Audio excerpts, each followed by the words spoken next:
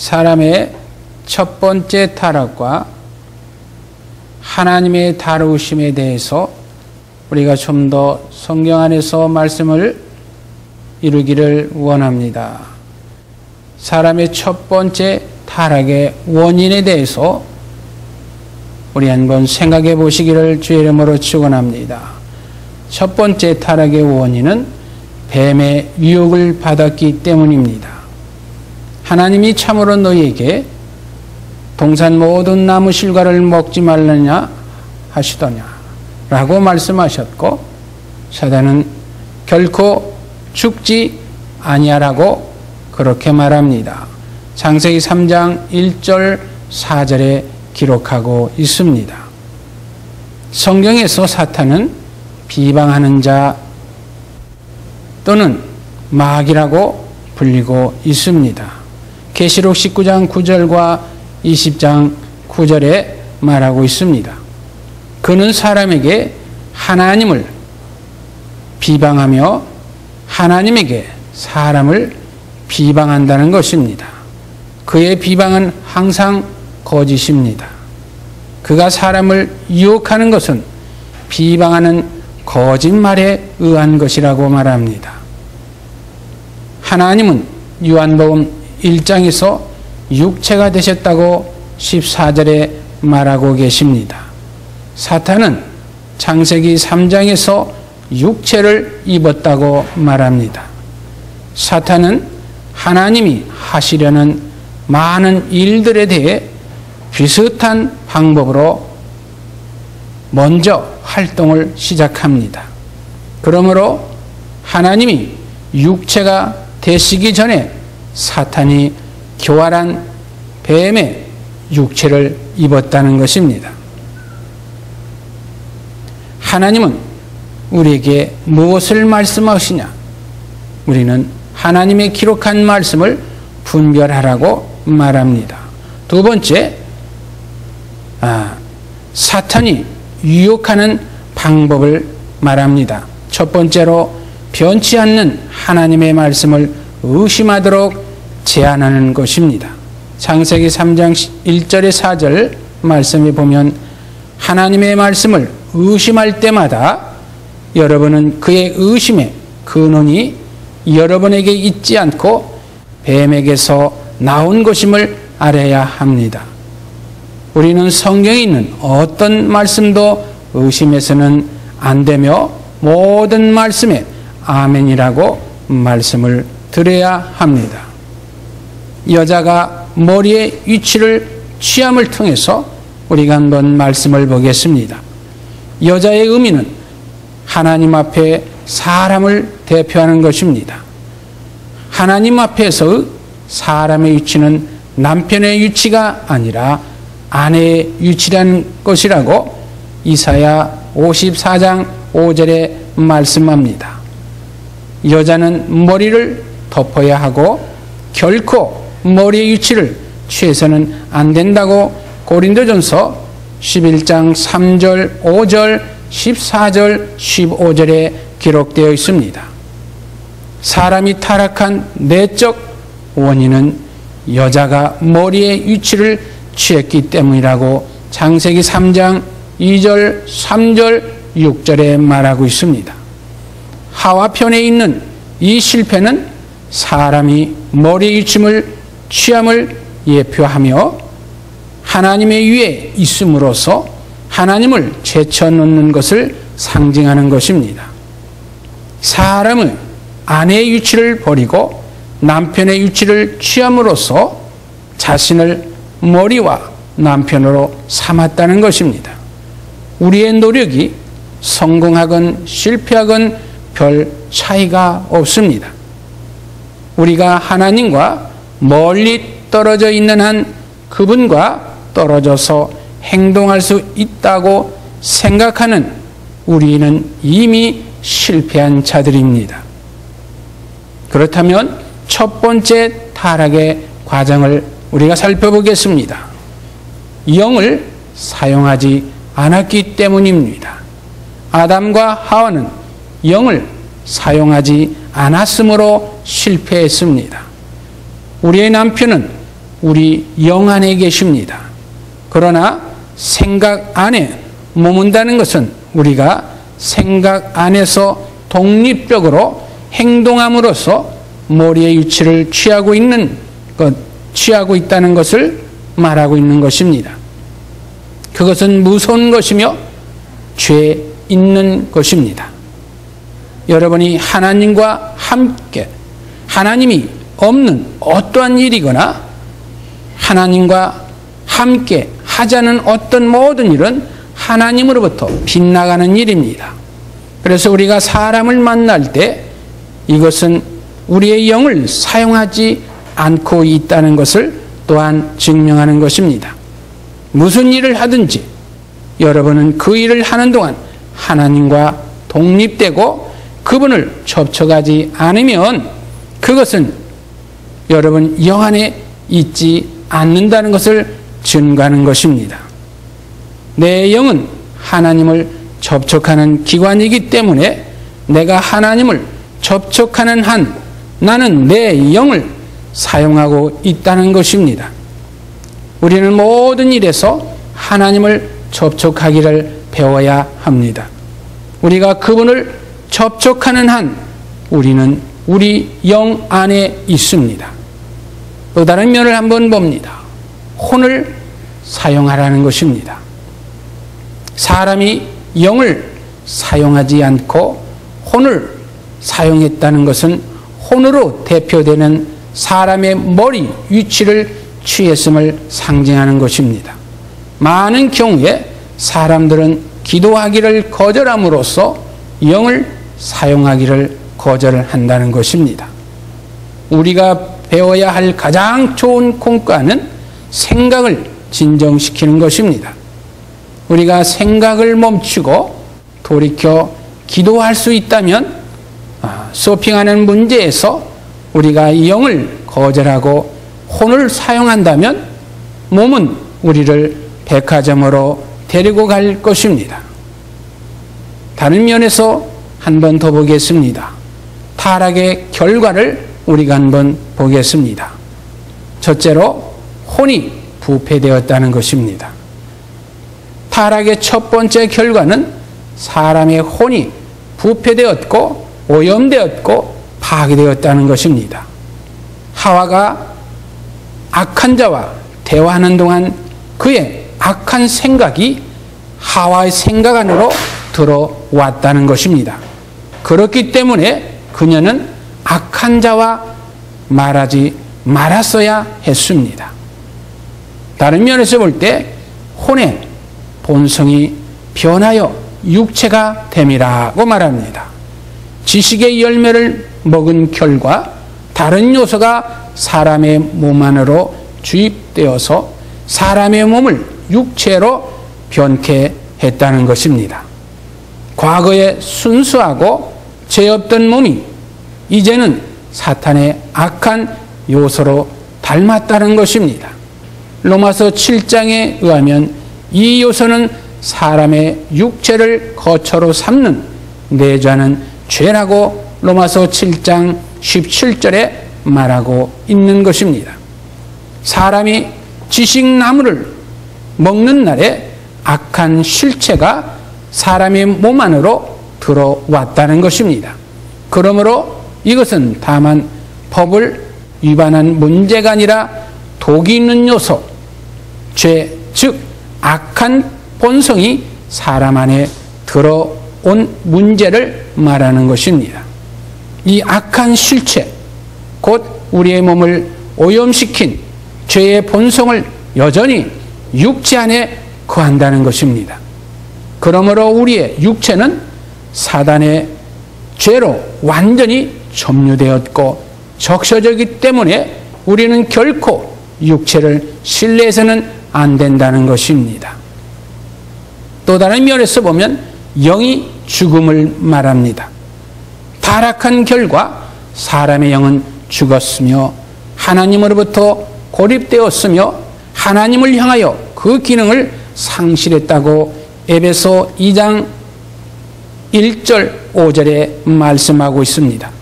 죽었다는 것은 기능이나 느낌이 없었다는 것입니다. 사람의 영은 기능이 없고 느낌이 없게 되었으며 더 이상 하나님을 접촉할 능력이 없게 되었다고 우리가 회개하고 우리의 양심을 씻고 구속의 피를 받아들였을 때 우리는 죽었던 영을 살리는 것입니다. 또 다른 면을 한번 봅니다. 죄인으로 조성되었다고 로마서 5장 19절에 말씀하고 있습니다. 타락한 사람 안에는 어떤 조성이 있는데 이 조성이 주된 요소는 사탄의 본성이라고 말합니다. 사탄의 본성이 사람 안에 들어와서 그를 죄인으로 조성되는 요소가 되었다는 것입니다. 우리가 죄를 지어서 죄인이 된 것이 아니라 우리는 죄인이고 죄인으로 조성되기 때문에 죄 짓는다는 것입니다. 죄인으로 조성된 우리 안에 사탄의 악한 생명을 갖고 있다는 것입니다. 바울은 이것을 내 안에 거하는 죄 또는 내 안에 악이 함께 있다는 것이라고 묘사하고 있다는 것입니다. 로마서 7장 17절부터 20절, 21절에 바울이 밝히 말씀하고 있는 사실입니다. 또 다른 말씀을 보면 유죄의 판결을 받았다는 것입니다. 우리는 금지하심을 위반했기 때문에 내적으로 죄의 요소를 가졌을 뿐만 아니라 외적으로 법정에서 판결을 받았다고 로마서 5장 18절에 말하고 있습니다. 우리는 모두 아담 안에 있었습니다. 그러므로 이 사건은 아담에게 관련될 뿐만 아니라 우리 모두에게 관련되었다는 것입니다. 또 다른 면에 보면 저주를 가져왔다고 창세기 3장 17절부터 19절에 말씀하고 있습니다. 우리는 저주의 내용을 헤아릴 수 있습니다. 곧 저주 자체와 슬픔, 가시, 엉겅퀴, 땀 등입니다. 이것들이 저주의 항목들입니다. 밭에서 곡식은 빨리 자라나지 않지만 잡초는 빨리 자라난다는 것입니다. 더욱이 우리가 하는 거의 모든 일에 땀을 흘려야 한다는 사실입니다. 땀은 사람이 저주 아래 있다는 표시입니다. 또 다른 면에 보면 낙원에서 쫓겨났다고 말합니다. 창세기 3장 23절, 24절의 말씀을 보면 낙원에서 쫓겨났다는 것은 생명의 영역에서 내어 쫓겼음을 뜻하는 것입니다. 사람이 동산에서 추방된 후 하나님은 그룹과 화영검으로 생명나무를 지키셨습니다. 그들은 주님으로부터 멀어졌다는 것입니다. 그래서 그룹은 하나님의 영광을, 검은 하나님의 의를, 화염은 하나님의 거룩을 각각 상징한다는 것입니다. 주 예수께서 십자가에 죽으심으로써 하나님의 영광과 의와 거룩의 모든 요구를 이루신 결과 우리가 또다시 생명의 영역 안으로 들어갈 수 있는 길을 여셨다는 것입니다. 할렐루야. 이제 우리는 살아있는 생명나무를 접촉하기 위해 지성소 안에 들어갈 새롭고 산 길을 소했다고 히브리서 10장 19절 20절에 밝히 말씀하고 있는 것입니다. 또 다른 면을 보면요, 죽음을 가져왔다고 창세기 3장 19절에 말하고 있습니다. 첫 번째 타락의 최종 결과는 죽음입니다. 먼저는 영이 죽었고 결국 몸도 죽을 것이라는 것입니다. 아담의 범죄로 인하여 죄가 세상에 들어왔고 죄로 인하여 죽음이 들어왔다고 로마서 5장 12절에 말하고 있는 것입니다. 죽음은 모든 사람 위에서 왕노릇한다고 로마서 5장 17절에 말씀하고 있으며, 따라서 아담 안에서 모든 사람이 죽었다고 고린도전서 15장 22절에 말씀하고 있는 것입니다. 또 다른 우리가 큰 것을 한번 봅니다. 사람의 첫 번째 타락을 처리하는 하나님의 방법을 말씀드립니다. 하나님은 사람을 찾으십니다. 여호와 하나님이 아담을 부르시며 내가 어디에 있느냐? 창세기 3장 9절에 말합니다. 아담과 하와는 하나님의 금지 상황을 어겼으므로 그 결과는 죽으리라는 것을 알았습니다. 그러므로 그들은 죽음의 판결을 기다리며 주님의 임재로부터 스스로 숨었다는 것입니다. 그러나 하나님은 오셔서 죽음의 판결을 내리지 아니하시고 복음을 전하셨다는 것입니다. 에덴 동산에서 하나님이 사람에게 오신 것과 똑같은 방법으로 여러 세기 후에 그분의 아들이 오셨습니다. 그분은 심판하기 위해서가 아니라 구원하기에 오셨습니다. 하나님은 사람을 유죄 판결하기 위해 찾지 아니하시고 사람에게 복음을 전하기 위해 찾고 계셨다는 것입니다. 아멘. 또 다른 면을 봅니다. 뱀은 심판하십니다. 뱀을 심판하신 우리 주님을 봅니다. 뱀에게 말합니다. 내가 이렇게 하였으니 내가 모든 육축과 들의 모든 짐승보다 더욱 저주를 받아 배로 다니고 종신토록 흙을 먹으리라고 3장 14절에 말씀하고 있습니다. 여기에 말씀을 보면 하나님이 아담과 하와에게 그들을 자백하도록 인도하기 위해 질문을 하셨던 것입니다. 뱀에게 유죄 판결하려는 의도를 가지셨기 때문에 아무것도 묻지 않으시고 즉시 유죄 판결을 하셨던 것입니다. 그래서 뱀은 배로 기어다닙니다. 땅이 움직이도록 제한된 삶을 준 겁니다. 하나님이 뱀을 심판하실 때 그분은 사탄의 활동을 땅으로 제한하셨습니다. 우리가 땅보다 높은 곳에 있는 한 뱀, 마귀, 사탄은 우리를 만질 수가 없습니다. 초월할 때 우리는 사탄 위에 있다는 것입니다. 뱀은 흙을 먹습니다. 땅에 속한 것들을 먹도록 제한했다는 것입니다. 흙은 사탄의 음식입니다. 우리는 흙으로 만들어졌습니다.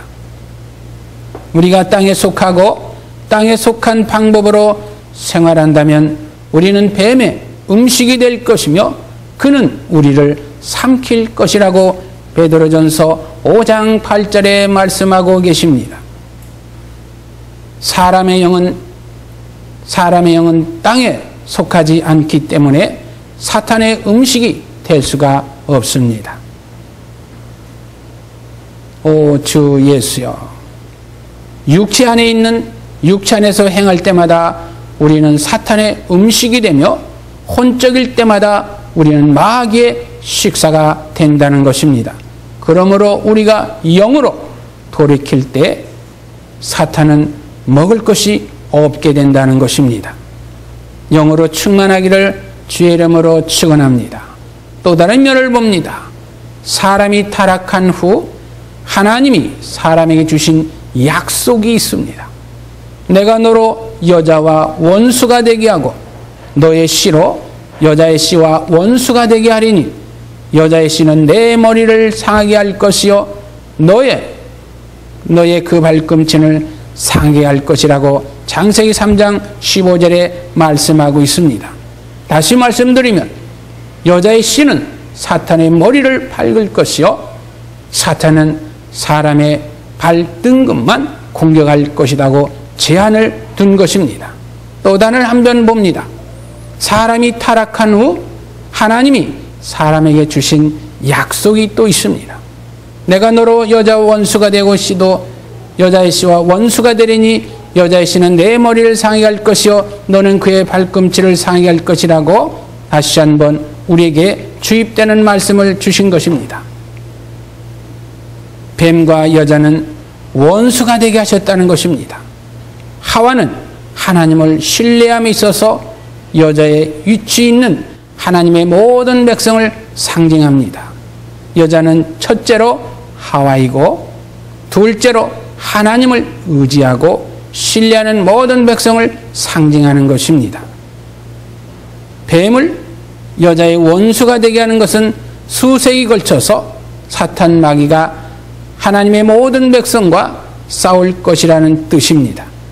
뱀은 하와와 싸웠을 뿐 아니라 세대마다 하나님의 백성들과 싸워왔다는 것입니다. 그 예가 형인 가인에 의해 아벨의 죽음입니다. 아벨을 위하여 말씀을 정리합니다.